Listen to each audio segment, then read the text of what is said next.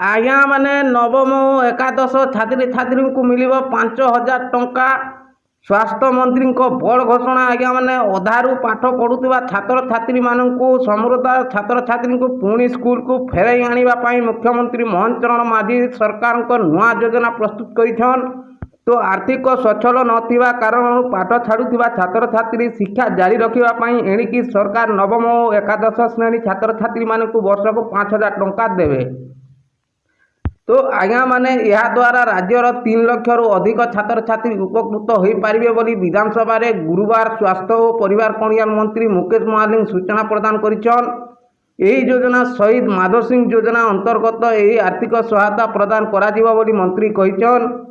यही योजना रे राज्य सरकार मोट 156 कोटी टंका खर्च करिछन। अष्टम रु नवम को जाउतबा छात्र छात्री एवं दशम रु एकादश को जाउतबा छात्र छात्री को यही सहायता जोगाई दिया जीवो बोली मंत्री सूचना देछन। तो आज्ञा माने नवम और एकादश छात्र छात्री को 5,000 टंका हाथ खर्च दौन सरकार।